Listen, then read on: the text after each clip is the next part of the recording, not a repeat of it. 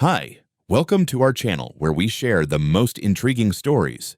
When a burned-out city surveyor returns to his late father's rugged Idaho land, he seeks peace but finds a war. A powerful HOA has trespassed, built without permission, and awakened the wrong man. They thought he wouldn't fight. They forgot he knows exactly where every line is drawn. I never thought I'd end up back on my father's land, but there I was, behind the wheel of my old Chevy pickup, winding up the gravel road that snaked through the pines and led to the place I used to run barefoot as a kid. 80 acres of rough, beautiful Idaho land, half hills, half forest, with a creek that cut across the southern edge like a lazy scar. Some people inherit money. I inherited mud, timber, and rocks, and I wouldn't trade it for anything. 14 years ago, after Dad passed, I took over ownership, but life kept me in the city. Geodetic work pays well if you don't mind dealing with developers who think slope is just a fancy word for flatten it. I'd been measuring other people's land for years, but after one too many meetings with suits who wanted to pave over ridge lines, I snapped, sold my apartment, packed my gear, and drove straight to where the air smelled like dirt and pine, not exhaust and cappuccino. The land was rough. Overgrown brush had swallowed the lower meadow, and the old barn was slumped to one side like a drunk resting on one elbow. But it was mine. All of it. The deeds were in order, the boundaries surveyed and recorded in the county archives, confirmed by the same office I used to consult for. I had a plan: clean up the northern slope, rebuild the barn, and run a small but premium landscape design consultancy from my own land. No more landlords, no more bosses, just me, the dogs, and the soil. The first couple of months went by in a blur of chainsaws, wheelbarrows, and sore muscles. I cleared brush, set up solar, patched the roof, and rerouted part of the creek to run a gravity-fed irrigation system. The mornings were cold, the nights were darker than the inside of a cave, and I slept like the dead. It was quiet, peaceful, the kind of quiet that buzzes in your ears because you forgot what silence sounds like. One afternoon in early spring, I was working near the old cedar line that marked the southern boundary when I heard it. Machinery. Not the usual ranch noise either. This was construction grade, deep diesel growl, the clatter of steel buckets, that rhythmic thump of foundation drilling. I paused, wiped the sweat off my neck, and listened harder. Definitely not on my side of the property line, or so I thought. At first, I figured it was the HOA folks from Sunridge Ranch Estates, the fancy development a few hundred yards downhill. I'd seen the entrance signs on the main road, all limestone, manicured grass, and fake rustic charm. Cookie-cutter houses with mountain views and fences too clean to have ever met a cow. I knew they were nearby, but not that nearby. Still, curiosity got the better of me. I hiked down through the brush and stopped cold when I saw it. Bare soil, staked outlines, concrete forms already poured. And the kicker, the site butted right up against the cedar line. Too close. Way too close. I didn't say anything then. Just took some photos on my phone and hiked back up, unease brewing in my gut like old coffee. The next day, I called the number listed for Sunridge Ranch's HOA office. A cheerful assistant patched me through to the chairwoman, someone named Karen Jerry. The voice that answered was smooth, polite, and steeped in the type of suburban superiority that made me want to shower. "Oh yes, we're just doing a little community improvement," she said. The board approved a small retreat center for our directors. It's really more of a lodge, for planning, community events, maybe a meditation space. And don't worry, we've had everything cleared through the county. I told her I was pretty sure they were building over the property line. "Oh, I think you're mistaken," she laughed lightly. That little patch was just some abandoned land. We were told the previous owner said it was fine, completely overgrown. No one's touched it in decades. I nearly choked. That abandoned patch was my father's deer stand area. That land's been recorded under my name for 14 years. There was a pause. "Well," she said, tone changing slightly, "we were under a different impression. I'll look into it." Then she hung up. That was it. No apology, no clarification, just a placating dismissal, and a growing, gnawing suspicion in my gut. 2 days later, I hiked down again. Not only had the work continued, it had expanded. They'd cleared more trees, brought in pipes, and set up temporary site trailers. Someone had even spray-painted lines on my side of the cedar row. my land. No one had asked. No one had knocked on my door. They'd just helped themselves like it was the HOA bake sale table, and I'd left out a pie. I started sleeping worse after that. Every morning I'd wake up, grab my binoculars, and scan the tree line like I was expecting enemy movement. The sound of construction bled into my dreams, turning the quiet sanctuary I had longed for into something sour. I wasn't mad yet, not fully, but I was getting close. The kind of close where you start reading county code for fun, where you dust off your father's boundary stakes and start walking the perimeter every morning. I wasn't paranoid. I was preparing, because whatever this was, it wasn't a misunderstanding. It was an invasion. The next morning, I was up before dawn, pacing the northern ridge with a thermos of black coffee in one hand and a stack of printouts in the other. Satellite overlays, topographic maps, my father's original deed. I'd even dug out a laminated survey from 2 decades ago that still had his coffee stains on the corner. All of them confirmed the same thing. The Sunridge construction site had sprawled past the cedar barrier and onto my land. Not by inches, by hundreds of feet. I drove down to the county assessor's office that afternoon. Same building where I used to help rookies learn how to read slope grades and zoning overlays. The clerk recognized me, Ms. Halston, gray hair in a bun so tight it could deflect bullets. Ron Bates, she squinted over her glasses. Bates, I corrected with a tired smile. I need a recent parcel overlay for Lot 47 East Quadrant. I think someone's trying to pave over my father's bones. She raised an eyebrow but didn't ask questions, just printed it out. The new map had a red grid overlay, lot lines, zoning jurisdictions, utility rights of way. And there it was. Sunridge's project had pushed nearly half an acre past the official boundary. It wasn't just near my land, it was my land. I took a picture of the printout, thanked Halston, and headed back home. By the time I pulled into the drive, I already had a plan. Not legal action, at least not yet. I wanted to give them one chance to back off before this thing got ugly, so I called Karen Jerry again. She answered like we were old friends. Ron, hi there. I was just about to call you. Really? I asked flatly. To apologize, I hope. There was a pause. Well, to follow up. I spoke to our legal advisor, and we believe that little triangle of land is in a sort of a jurisdictional gray zone.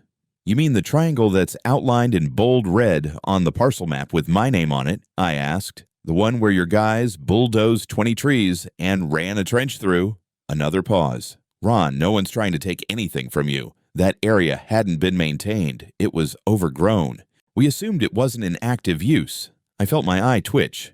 Because I didn't mow the damn forest? She chuckled in that fake, cheerful HOA way. You know how these things are. So much of land use is practical. People forget lines on paper when the space looks abandoned. We were told by one of the former board members that your father didn't mind. That former board member is dead, I snapped. And even if he wasn't, he can't give you permission to build on property he didn't own. The land's been in my name since 2011. There's nothing gray about that. Let's not get confrontational, she said sweetly. I'll look into it, I promise. In the meantime, we'll continue development as scheduled. I hung up without another word. 2 days later, I went down to the site on foot. I crossed the cedar barrier and stood there in plain view of the workers. 5 guys in hard hats and reflective vests, pouring foundation mix like it was just another Wednesday. I waved. One of them, a heavy-set man in his 50s, walked over, eyeing me like I was trespassing on his lawn. Can I help you? This is my land, I said calmly. That cedar line, property boundary. You're about 400 feet over it. He didn't blink. We're working under the direction of the HOA. Permits are in the trailer. Great, I said. Then your trailer is illegally parked on private property. I suggest you tell your foreman before he finds himself on the wrong end of a civil suit. Before I could take another step, a white SUV pulled up on the gravel. Out stepped a security guard, broad-chested with mirrored sunglasses and a holstered sidearm he clearly liked too much. He stood in front of me like I was a threat. You're going to need to leave the area, sir. I'm on my own land. You're interfering with active construction. On my own land, I repeated. We have authorization. No, I said. You have an HOA permit that stops at your fence line. You're trespassing. He took a step forward. I took a step right back. Eventually, I pulled out my phone and called the county sheriff. The deputy arrived about 20 minutes later, a young guy with a crew cut and a bored expression. He looked at my documents, then at the construction site, then at the security guard. "Well," he said, scratching his neck, "permits look legit. If you're right about the property line, you'll have to prove it in court. We can't stop them without an injunction." "So someone can break into my backyard and I have to sue them to get them out?" I asked, stunned. "If they've got a piece of paper that says they can build, yeah," he said with a shrug. "This is a civil matter, not criminal. You'll want to talk to a judge."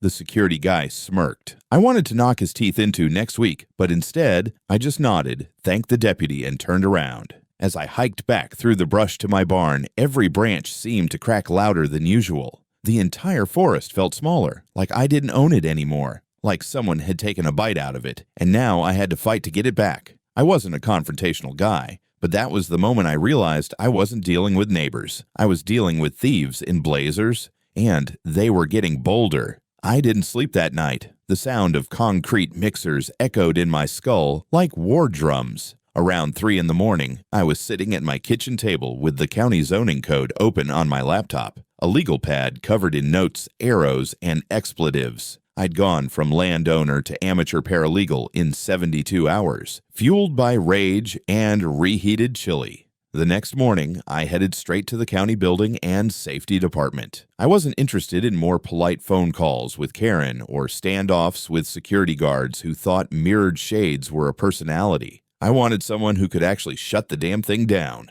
The clerk at the front desk, Travis, early 20s, tragically optimistic, gave me a plastic visitor badge and led me to an inspector named Mills. Middle-aged, sun-leathered skin, a pencil behind one ear, and the deep, tired sigh of a man who'd seen far too many misunderstandings between HOAs and rural landowners. "You sure it's on your land?" he asked, flipping through the documents I handed him. "Positive. Here's the boundary survey I updated 2 weeks ago. I've got drone footage, dated GPS coordinates, and a printout from the parcel overlay database with the exact encroachment. They're 400 feet into my lot." Mills squinted at the paperwork, whistled low.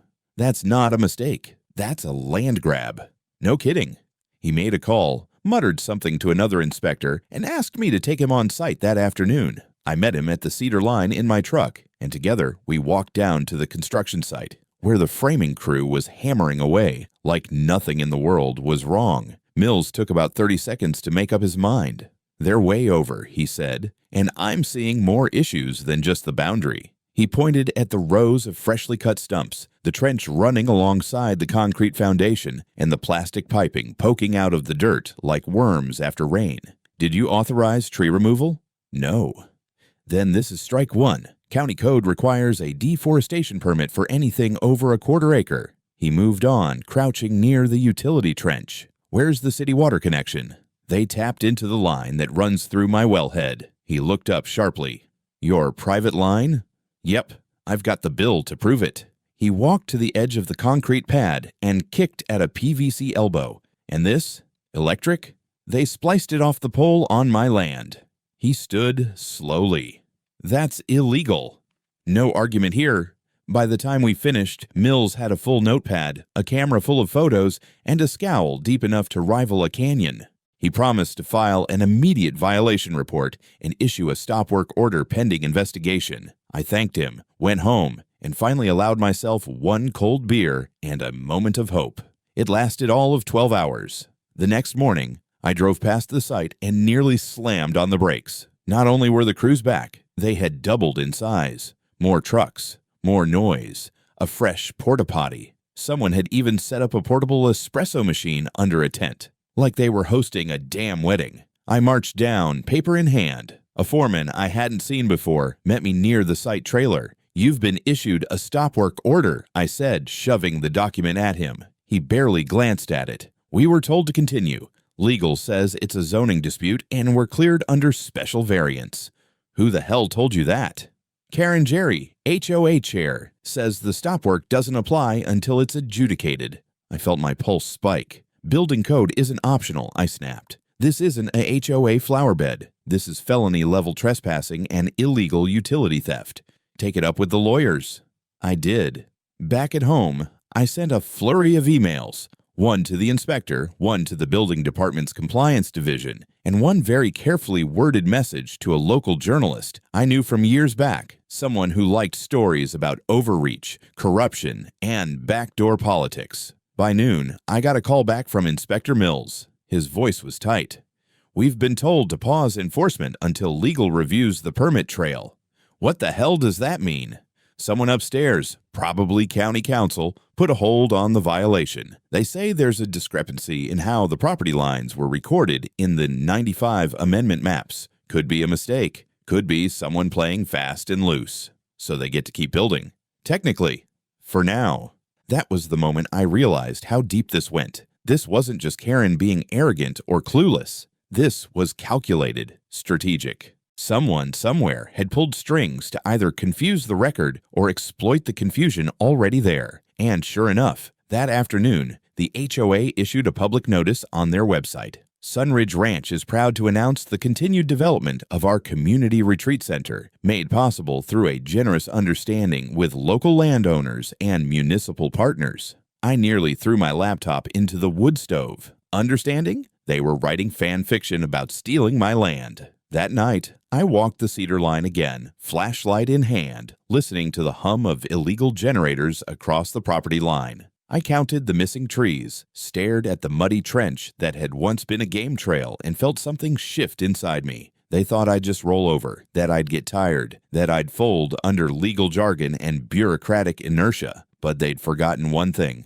I was a goddamn surveyor, and I knew exactly where every line was buried. By the end of that week, I'd seen enough. The bureaucracy wasn't just slow, it was compromised. Karen and her HOA weren't just overreaching, they were operating with the confidence of people who'd been told they'd get away with it.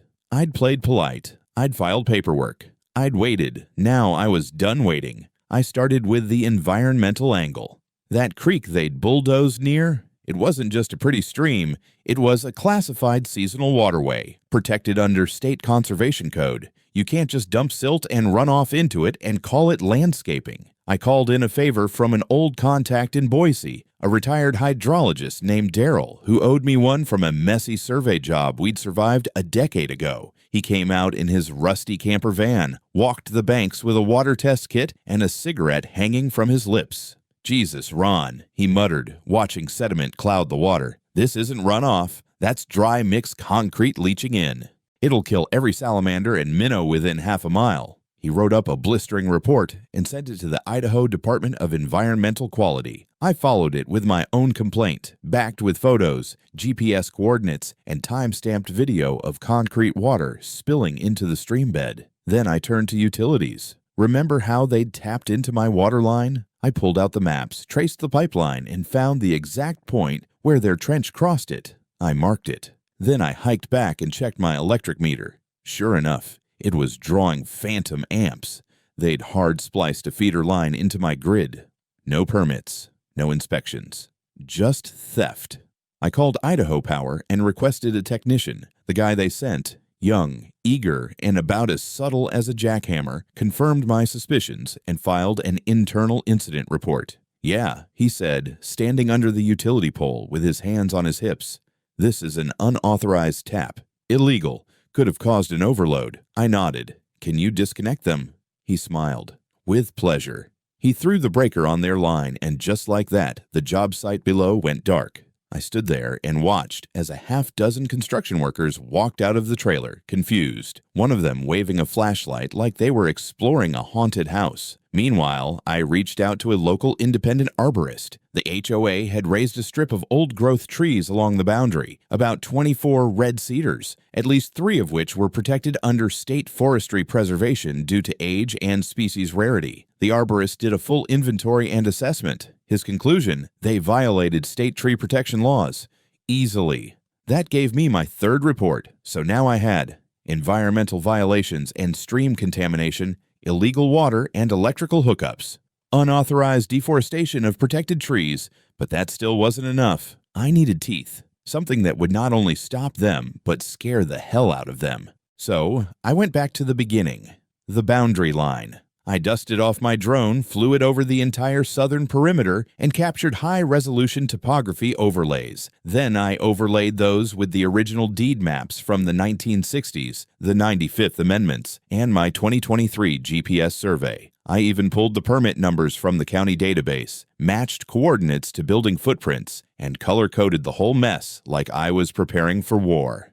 And that's exactly what I was doing. I burned it all to a USB drive, labeled for attorney, and drove it into town to meet with a man named Thomas Vernon. Vernon wasn't just a lawyer, he was a predator. Ex-federal property crimes prosecutor turned private litigator, bald, lean, with sharp eyes, and a mouth that never smiled. The kind of guy who files a lawsuit before the other side even knows they've lost. He listened without interrupting as I laid it all out. When I was done, he tapped the table once with his pen. You have a clean case of encroachment, resource theft, and ecological damage. That alone is grounds for a restraining order, damages, and a full injunction. But you also have documentary evidence of knowing trespass. That's what gives us punitive leverage. Good, I said. You willing to go nuclear? He asked. I leaned forward. I'm ready to salt the earth. He nodded.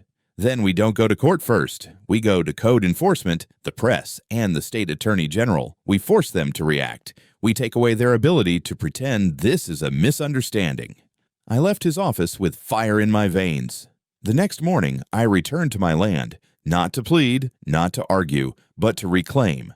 I walked right down to that half-built structure, set up my tripod, mounted a GoPro, and waited for the crew to show up.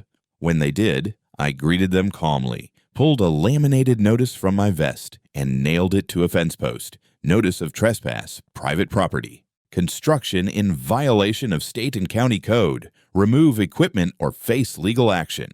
They laughed at first. Then I climbed into the rented excavator I'd hauled in from the equipment yard down the road, and I tore the place down.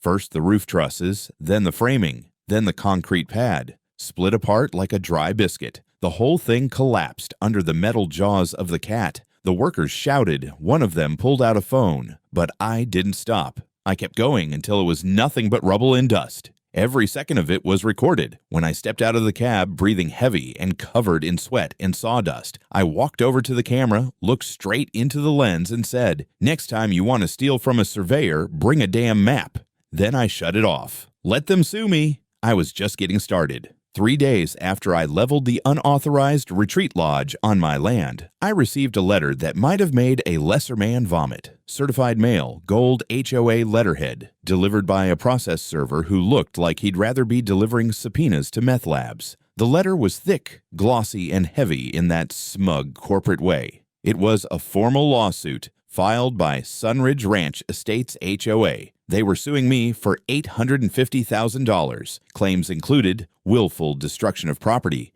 emotional distress inflicted upon workers, disruption of community development, loss of investment, slander against HOA officials, and my personal favorite, intentional damage to the spiritual integrity of a shared wellness structure. I laughed out loud reading that one. They'd turned their backdoor money-laundering shack into the Taj Mahal of emotional value. At the bottom, in proud embossed print, was the name of their legal representation, Marston and Claymore LLP, a notoriously vicious litigation firm known for crushing small-time landowners in property disputes. These guys weren't just lawyers, they were wolves in tailored suits. I called Vernon immediately. He was in the middle of a deposition when he picked up. "They went public?" he asked. "They went delusional," I said. "They're claiming I traumatized a construction foreman by tearing down a frame wall." There was a pause, then a chuckle. "Good, that means they're panicking." We met that evening in his office. He already had the complaint open, annotated with margin notes in blood-red ink. He was smiling the way some men smile at fireworks or high-stakes poker. "They're overreaching. Badly," he said, tapping the page. "They're trying to make you look unhinged, but this makes them look desperate." He leaned back in his chair, steepling his fingers. "So here's what we do. We file a countersuit." I raised an eyebrow. "How much?" $2.1 million. I nearly spat out my coffee. "That's a hell of a counter." "They invaded your land, built without permits, contaminated a protected stream, deforested regulated species, illegally tapped utilities, and then tried to gaslight you. Plus, now they've defamed you publicly in the press. The press? He turned his monitor toward me. There it was, a feature on the Sunridge HOA homepage. Dangerous individual destroys community project. Legal action underway. It even had a photo of me taken from a low angle during the excavator incident. I looked like a goddamn Bond villain. They're trying to control the narrative, Vernon said, which means we take it from them. We filed the countersuit the next day, and Vernon sent press releases to every local and regional outlet. Within 48 hours, the story flipped. Landowner defends property from HOA overreach. Sunridge HOA faces allegations of land theft, environmental damage. Engineer says, they thought I wouldn't notice. They were wrong. I started getting messages, some from reporters, some from total strangers. People I'd never met telling me about their own fights with HOAs, their own stories of intimidation, lies, fines, and corruption. The HOA subreddit basically turned me into a folk hero overnight. One guy made a meme of me driving the excavator with the caption, "When your property line is drawn in concrete." Karen Jerry, on the other hand, wasn't laughing. She issued a formal statement through the HOA. We are heartbroken by the aggression shown toward our peaceful development efforts. Mr. Bates has chosen conflict over collaboration, and we are left to pursue justice through proper legal channels. Peaceful development, my ass.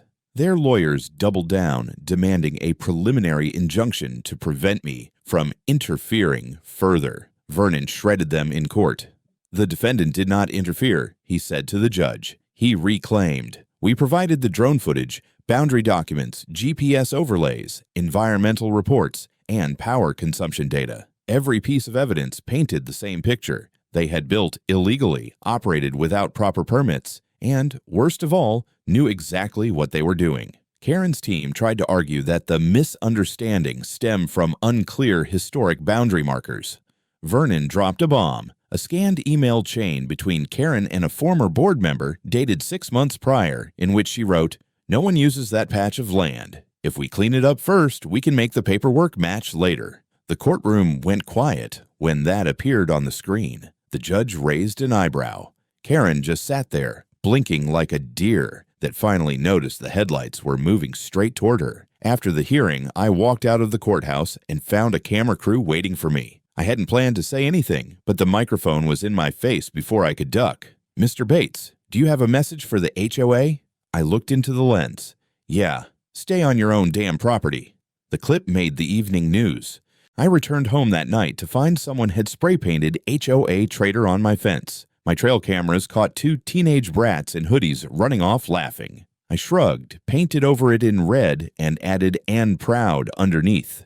The pressure was mounting. The HOA was scrambling to hold its image together, but I could feel the cracks spreading under their foundation. They'd chosen the wrong guy to mess with. The first hearing on the counterclaim was set for a Monday morning in early October. I wore the only suit I owned, dark gray, decent shoulders, no frills. Vernon showed up in one that probably cost more than my truck, and when he walked into that courtroom, it was like the temperature dropped 10 degrees. Calm, cold, calculated. Karen Jerry sat at the plaintiff's table, flanked by her high-gloss legal team like she was royalty on trial for tax evasion. She wore a pearl necklace, a stiff beige blazer, and the look of someone trying very hard to seem composed. But her foot was bouncing under the table, and even from across the room, I could see she wasn't sleeping well. The judge was an older man, sharp-eyed, with the vibe of a high school principal who'd seen every trick in the book. No nonsense, just the facts. The HOA went first, presenting their claim like a glossy brochure. Righteous community project undone by violent local madman. Their attorney, a guy named Brock Claymore, yes, really, used words like rampage and terroristic destruction. He showed photos of the destroyed frame structure, a close-up of a bent nail like it was a murder weapon, and even played muted footage of me operating the excavator. No context, no audio. They tried painting me as erratic, dangerous, unstable. One of the construction workers testified that he feared for his life as I tore down the structure. Vernon didn't even flinch. When cross-examining him, he asked one question. "Did Mr. Bates ever exit the excavator or threaten you in any way?" "Well, no. But thank you," No further questions. Then it was our turn. Vernon laid out the timeline like it was a war map. He started with the survey evidence, parcel overlays, deed trails, property line markers. He brought out expert witnesses, a former county assessor, the state hydrologist who confirmed the creek contamination, and the arborist who described the cedar destruction in painful botanical detail. Then came the killer sequence, a montage of drone footage stitched together with timestamps showing the progression of the illegal build, from first trench to the poured foundation to the erected frame, all clearly beyond the property line. The highlight was the GoPro footage. On the big courtroom screen, we watched me walk up, post the trespass notice, climb into the excavator, and dismantle the building piece by piece. No threats, no shouting, just calm, methodical demolition. And, crucially, the posted signs on the fence. Private land, no trespassing, no construction. Then Vernon dropped the email. It was an internal HOA communication between Karen and a former board treasurer dated 3 months before the build started. She wrote, "If we clean it up, make it usable, there's a good chance no one will notice it's technically outside the line. Once it's in use, we can claim prescriptive easement if they push back. The county doesn't cross-check anyway." The room went still. The judge slowly took off his glasses and looked directly at Karen. "Is this your email, Ms. Jerry?"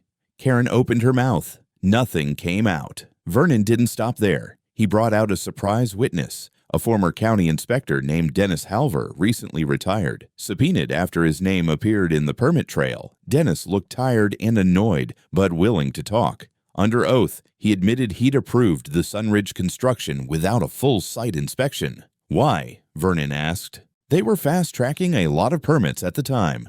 "Was there any pressure from the HOA?" Dennis hesitated. "I received campaign donations from one of their board members when I ran for county clerk. I didn't connect the dots."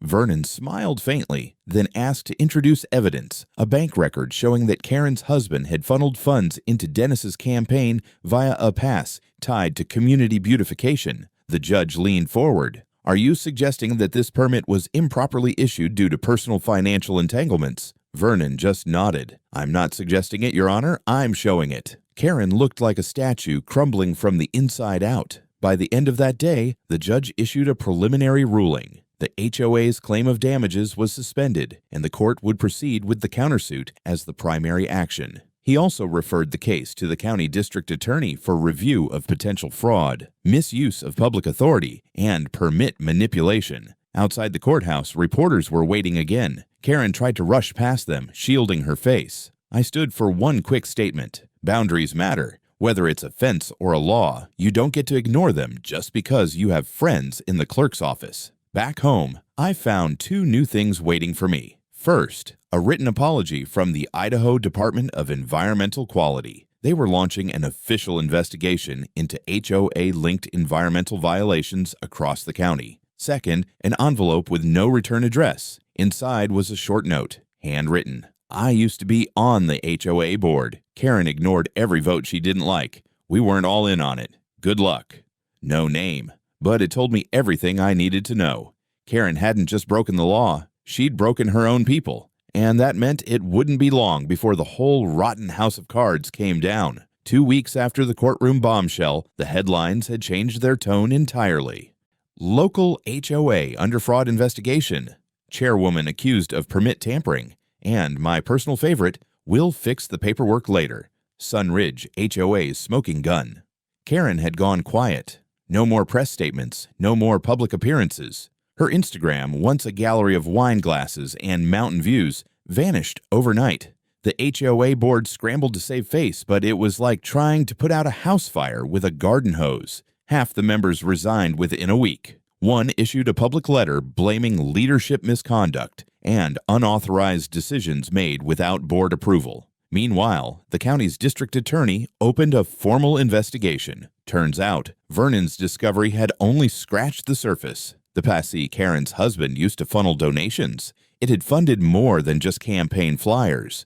Payments were made to a private consultant who streamlined permit approvals through friendly clerks. The county launched a review of all permits issued to Sunridge Ranch estates over the past 5 years. The rot went deep, but while the legal machinery turned, life on my land didn't pause. I was still patching up damage they'd done. The utility trench had left ruts deep enough to swallow a calf. The destroyed cedar line needed replanting, and my access road was still chewed up from months of construction vehicles. I wasn't just cleaning up a mess. I was reclaiming what had been stolen. I hired a local contractor to rebuild the road properly. Gravel base, proper drainage, reinforced shoulders. It wasn't cheap, but I wasn't taking chances again. I also installed new motion sensor cameras along the southern boundary, backed up to a cloud server this time, just in case anyone got stupid. And right at the edge of where their retreat once stood, I planted a fresh sign in solid concrete. Private land. Not for HOA use. Trespassers will be prosecuted. But the real fireworks were still coming. The court finally scheduled a full civil trial for the damages phase of my countersuit. Vernon filed a motion to request a forensic audit of the HOA's finances, and what that audit uncovered turned the case from a property dispute into a ticking bomb. HOA dues, mandatory payments from every homeowner in the Sunridge community, had been misallocated for over 3 years. Tens of thousands of dollars had gone into consulting, development planning, and member wellness retreats, all without proper invoices. One retreat turned out to be a 2-night wine tasting in Napa Valley, charged under leadership cohesion. The community went ballistic. Homeowners started showing up to public meetings demanding answers. A group of residents formed an independent oversight committee, and several filed their own civil complaints against the board. One man even stormed into a meeting with a stack of printed emails and shouted, "I didn't move here to pay for Karen's yoga wine cult." Vernon timed it perfectly. Just as the community outrage peaked, we filed a motion to add individual board members to the liability claim. No longer was it just the HOA facing the lawsuit. It was Karen Jerry and 3 other directors personally on the hook for the damages. That's when the cracks turned into a collapse.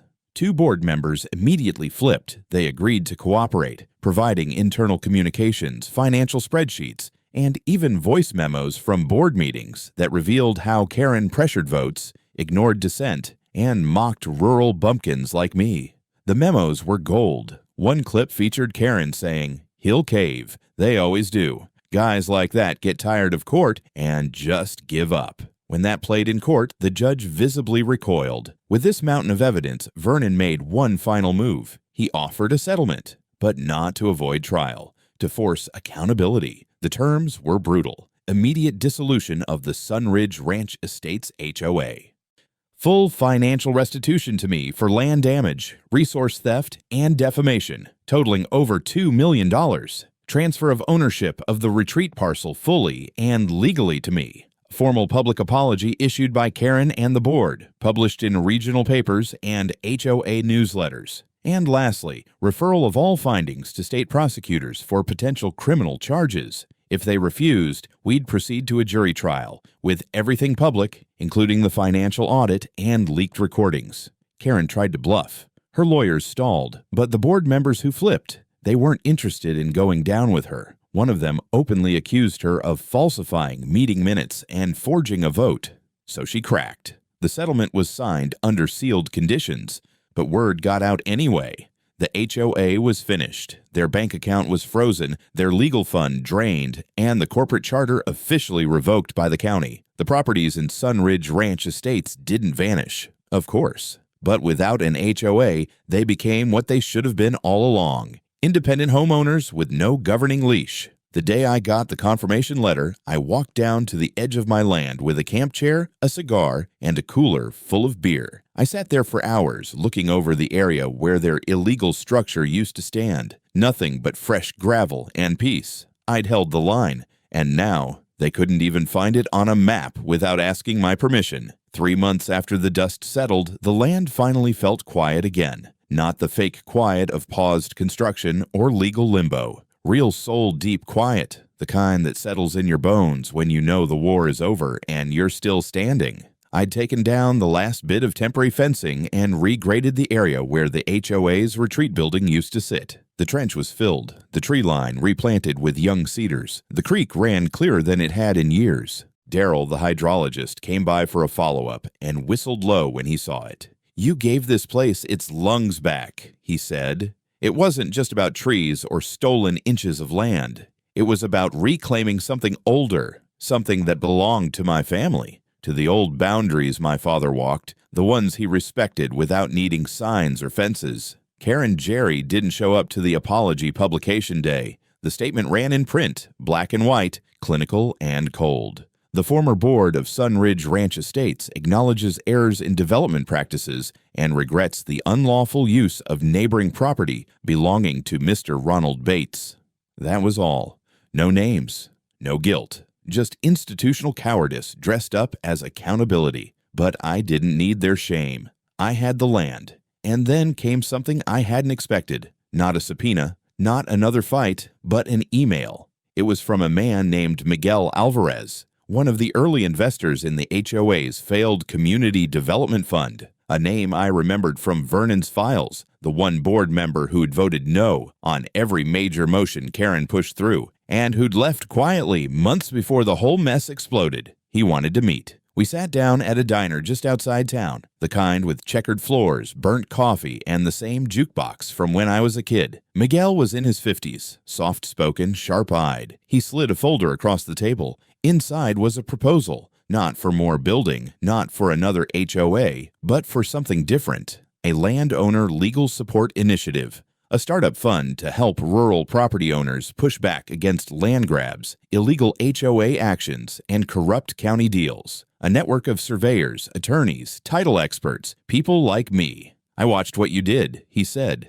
It wasn't just brave, it was necessary. I didn't answer right away. I just looked at the creak of coffee in my mug and thought about the months I spent fighting something that shouldn't have existed in the first place. Then I nodded. We called it Land Back Shield. A year later, we had 5 active cases and counting. I still lived on my 80 acres, still ran my little surveying business out of the barn. But now, a couple times a month, I got calls from people across the state, someone with a fence dispute or an HOA that thought they could fine a widow into foreclosure or a family being blocked from accessing their own private road. And I helped, because now I knew the system, I knew the tricks, and I knew how to draw lines that held.